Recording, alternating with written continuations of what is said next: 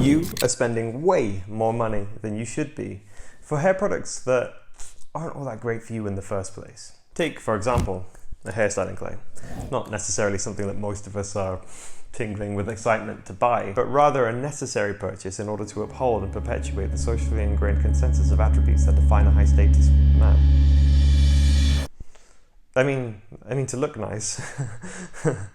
But today is your lucky day, because not only am I going to show you how to make your own kick-ass hairstyling clay, I'm also going to show you how you're being taken for a ride by the companies that you buy your hair products from. Oh, you're going to want to stick around to the end of the video, because when I start talking about the money side of things, it gets pretty interesting. Enough with the fluff, to the kitchen. Awesome. Let's start this off with the dry ingredients featuring two types of clay. We have kaolin clay, which is really good for volume and lightweight hold. This is going to make up the bulk of our product at 40 grams. Next, we have bentonite clay. Now, bentonite clay is really good for texture, and it also has a detoxification process. We need less of this at around 6 grams. Now, for the wet ingredients, we need to start off with beeswax. White or yellow, it doesn't really matter, they both do the same thing. Either way, we want around 9 grams of beeswax. Next off, we have shea butter, and shea butter is really powerful for the amount that you need to put in, so we want only 5 grams of shea butter. Next off, we want some coconut oil at around 7.5 grams. Our final wet ingredient is castor oil. I know some people have a problem with seed oils, but I couldn't find a better alternative, and we want to use around 20 grams. Next is an optional step, and it's the scent. So I'm going to be just picking out a few of the essential oils for me to use. We want to use a scentless base, so I'm using castor oil. While there is a science to mixing scents, I'm just going ahead and mixing essential oils until I find a scent that I like. The essential oils I'm using are cedarwood, ylang ylang, peppermint, black pepper, and orange. Now, back to the cooking. Put some water in a pan. Then you have your wet ingredients. They should look something like this. Set to medium heat, put your wet ingredients into the saucepan while it's heating up, and stir continuously. So what you should see is that your wet ingredients start to become a mush, and then eventually they'll look like a clear liquid. This is when you know that it's time to put the dry ingredients into the mix. So we have our bentonite and we have our kaolin clay, we have a sieve, and we're just going to powder it in. You don't necessarily need to use the sieve, I just prefer to use it.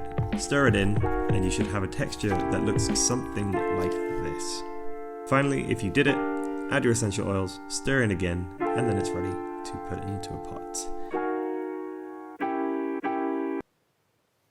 The beauty about this recipe is that you can just play around with the mixture and find your own perfect balance. Let's just say, for instance, you live in a hot climate. Well, then maybe you want to consider using less coconut oil because it has a lower melting point. Or let's just say, for instance, you want a softer texture than what I showed in my recipe. Just up the shea butter, lower the clay. Finally, let's just say that you prefer the more grainy feel, that you want a bit more texture in your hair. Well, just up the bentonite clay in relation to the kaolin clay. I don't know if I can get in trouble for this bit.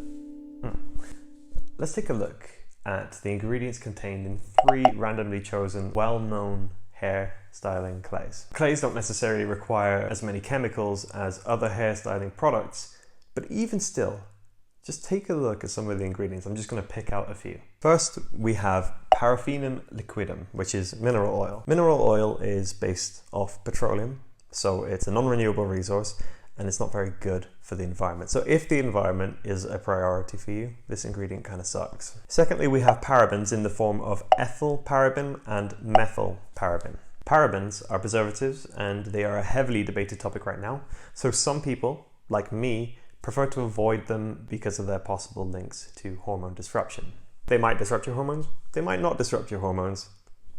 Why take the risk? Number 3, we have perfumes or fragrances, and I really dislike seeing these on labels because it basically can just represent any mixture of undisclosed chemicals. Just imagine not having to disclose that type of information as to what chemicals is going into a product that somebody's going to be putting on their body. And we as consumers are just meant to, I don't know, operate on a level of trust that I don't think has been earned, at least.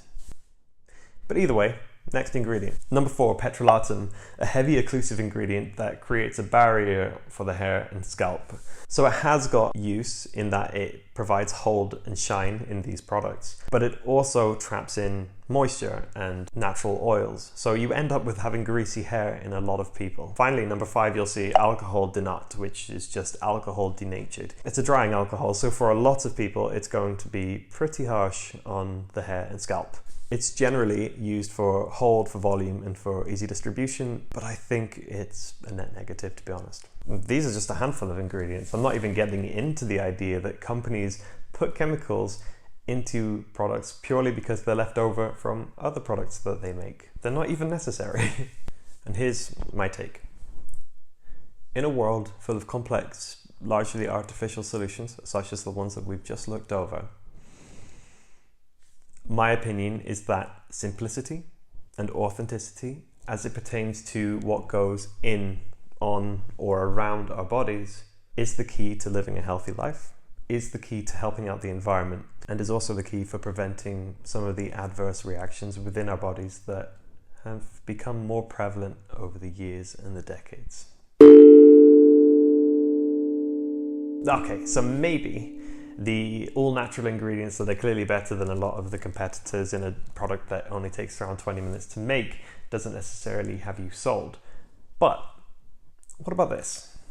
All of these ingredients I bought in bulk, and while I paid a little bit extra for quality, you could definitely get cheaper ingredients. Here's a list of bulk ingredients, the quantities that I bought them in, and the price that I paid for them in Sweden, where I live, which is generally considered to be a pretty expensive country as it is. In total, it cost me 1,425 Swedish kronor, which is the equivalent of around $130. That sounds expensive, but bear with me. Now, I use these ingredients for other things like deodorants, like soaps, like detergents, but let's just assume that you are only going to use these ingredients for hairstyling clay. If that's the case, here's the facts. Each batch is around 92 grams. Each batch lasts me around 4 months. With my bulk ingredient quantities, I can make 50 batches. Now, 50 batches at around 4 months each would be around 17 years worth of hair product. You would run out of hair before you ran out of hair products. And the best part is it costs me 31.65 kronor per batch. If you want to see how much you can save per year by switching to my clay as opposed to the one that you use currently, there's a formula here. I'll leave it in the description. You can just put it into Google and it should do the math for you. Leave a comment down below to see how much you'd be saving. These prices are based off what I would pay in Sweden when converted over to dollars. We have American Crew Molding Clay at 85 grams, $17.71. The Got2b iStyler Texture Clay, 75 grams, $6.82. We have the Shockwaves Ultra Effect Matte Clay, $4.95. And then we have my homemade clay at 92 grams, $3.48. Okay, but they're all different weights. So here's what happens per 100 grams. Now this is going to be super rudimentary. I use 4 batches of my product per year. I'll assume the same 4 batches per year for each of the other products. In that case, this is what the numbers will look like after 1 year. Yeah, I'm feeling crazy. This is what the numbers would look like after 50 batches or 17 years worth of product. There we have it, another video done. If you liked this video and are interested to see what else I have to contribute, make sure to help out a new creator by hitting the like and subscribe button down below. To be honest with you, I don't really want to be known as Philip the Foot Guy, so I'm going to spread out into other areas of well-being and also have barefoot be a big part of that, because that is a big part of my life. If there's one thing that I hope that you can get out of this video, it's that fundamentally, nature is part of our evolutionary history. And I firmly believe that the more we understand nature and the more we incorporate it back into our lives, the more we're going to respect it and the more our perspectives will change for the better. Do you agree or disagree? Let me know in the comments down below. Until then, catch you later.